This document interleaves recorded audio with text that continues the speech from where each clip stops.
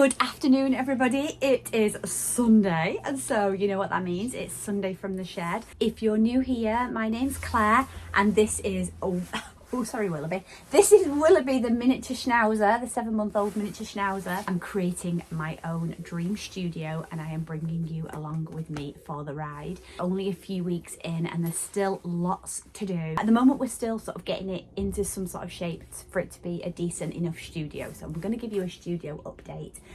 And then I've got a little bit of expanding foam work to do and fill some of the holes and some of the gaps. I think today is the last day that we might be able to do this. So I feel like I really need to do this one today, and that is make everlasting dandelions. If we don't do them now, the dandelions might have gone. I might give you a little bit of an update on the garden as well, how that's looking now.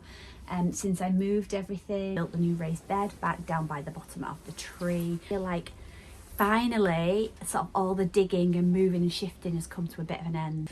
Here is my glorious summer house, my shed studio, and at some point we will have proper electrics put in there, but for now I am just going to take an extension lead and drill a hole through one of the corners we've got an outdoor socket. If I was going to keep this long term, and I might even still do that, I'd probably put it inside a garden hose just for safety.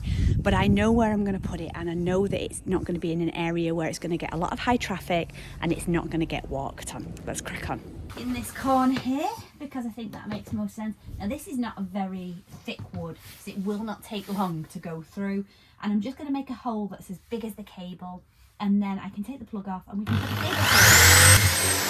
There we go, tiny weeny little. I'm going to take the plug off now. Now what I wouldn't do is attempt anything electrical unless you're really confident to do it, because it can be a bit tricky. I'm using a temporary extension cable that is suitable for outside, and I've got an outside plug already fitted. This bit, which is going to be inside the summer house. I'm not going to show you this bit because I don't want to give you a tutorial on electrics, because I always reckon when it comes to things like plumbing or electrics, you should always try and get some expert advice. I've done this sort of thing so many times now, I personally feel confident in doing it for one little extension lead. And I love the inside of a plug. It looks, I don't know, it's just a beautiful object. This is what I've got to try and get through that hole now. Moment of truth, will it fit through that hole? Oh, is it going to be? It might just be a little bit. Oh yes, we're through. Right through on this side. 10 meters of this. Oh, it keeps getting stuck on the inside. I don't know what on. Oh, it's actually easier, I think, to push it. Just look at all these birds. I have to be quiet. But look, the starlings absolutely love that homemade that I made. They absolutely love it. They come all the way through the day. It's from scrap wood. Look at them. They're so happy. I was putting sunflower seeds and other seeds and things in there for the birds, but where it's situated, it means that the sunflower seeds just keep popping down and sprouting. So I've just resorted to only putting peanuts and suet, and they love it. They love it so much more than the birdseed. If you were wondering how to get birds into your garden, it's something that my mother-in-law actually told me. She said, why don't you try just swapping the food that you use? And I was like, oh my gosh, of course, they're just picky eaters.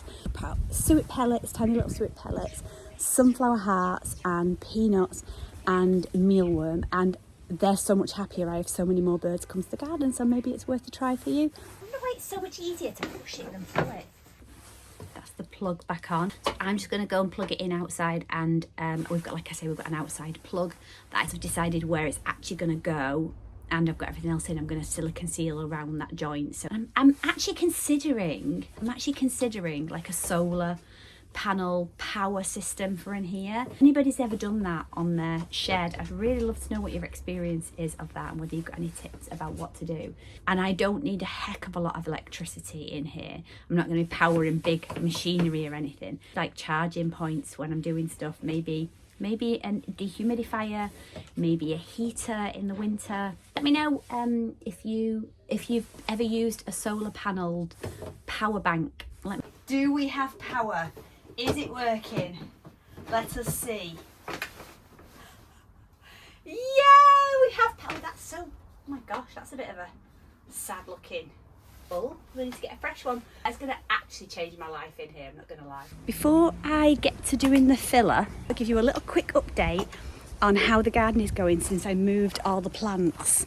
So when we moved the summer house, we had to put a platform here, and in this bit of the garden there were a whole load of plants. Big willow tree as well, which I chopped down and I made into like a little willow fence here, almost like a dead hedge. Didn't realise was, I thought I'd planted them upside down, planted some of them the right way around. So actually, this is not just going to be a dead hedge, this is actually going to end up being a living hedge. So it's the right way around. That one's not sprouting, that one's not sprouting, that one's not sprouting. That one is sprouting. I have a little bit of a dilemma, but I think what I'm actually just going to do is just leave it and see if I can weave it in and get it to be like a living willow hedge.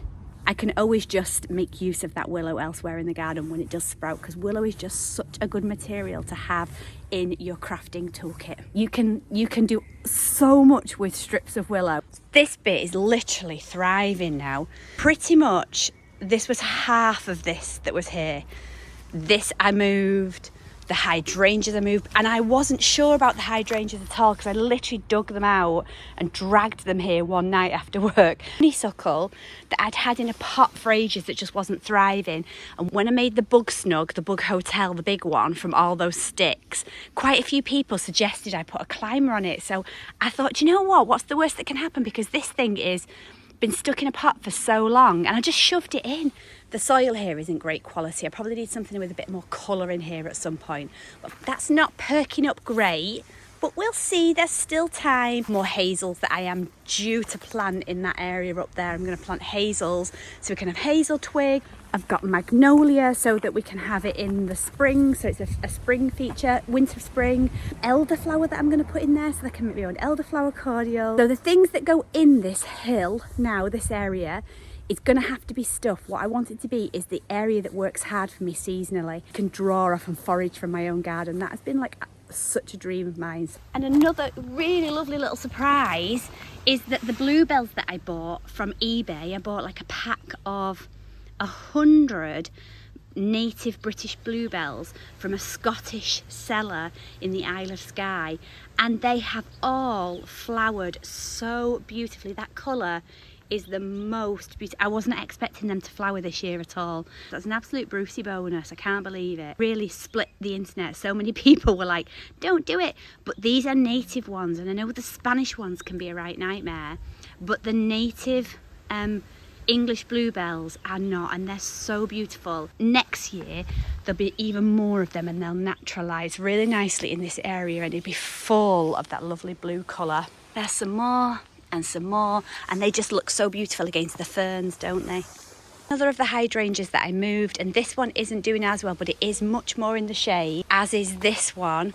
So I have fed them, and they will grow. It's just they're not getting as much sunlight as that one down the bottom. It might start raining, so let's go inside and start putting a little bit of this expanding foam in all the gaps. Wherever there's daylight, we're going to put expanding foam. I love using expanding foam so much. I use it in so many different activities. Honestly, these things, you're like, I'll be fine. And then you realise when you do get expanding foam on your fingers, it's so hard to get it off. Shake. Get in there. That's literally all you need. You don't need much. It fills up so quickly. Well, that's annoying. I've managed to do something to the nozzle, which means it's not working. It's probably bunged up in some way. The premise is you fill all those gaps. I will show you at some point. Maybe I'll have to show you next week. Fill the gaps, you let it expand, you trim off the excess with a knife, and then you've basically filled all your air holes. And you put a proper vent in the top and the bottom, and the airflow is much better. Apparently, I made the most of the sunshine this week, the fact that it was really warm, and the fact that because the sun was shining so late after work, I could come out in here, drag some things out and do a little bit more painting. So I managed to get most of the inside painted, at least with an undercoat of white, which really helps with the film, and it's just so much brighter. And I also then went through and filled all the really little tiny holes. I just used an exterior filler actually. Some people recommended different silicone sealers or cork. Thank you very much for your recommendations. I opted for a flexible, I think it's called a flexible interior exterior filler, because it does get quite cold up here, so I wanted to make sure that it was something that would cope with the temperatures. Some of the strips, the longer strips that where the pieces of slats of wood join together, that I'm going to need to think about because they were too big just to put filler in. I'm not sure about them yet. Maybe some string. I was thinking maybe just even a bit of string dipped in a bit of glue. Oh, finally, I'm going to show you how easy it is to make an everlasting dandelion. Do it soon because the dandelion season is nearly over. Go and find your dandelions just before they've come to this stage. They look like this, so they're all closed up like so. Yes, come on, got room for you. A little bit of just garden wire. I'm using a cloche because I have one. I picked this up from the charity shop. I actually just use a jam jar. I think I want a little stone that you can weight it down with at the end. First job is to get your dandelion, just take the stem off, make sure it fits inside of the thing that you've chosen to put it in. And then you're going to get your little bit of wire and you should be able to push that. Be careful, you don't want to go, you don't want to break through the, it just makes it a little bit bendy then. You can take your stone, it's a bit delicate, not gonna lie. Fold it around. A lovely bit here we go. Okay,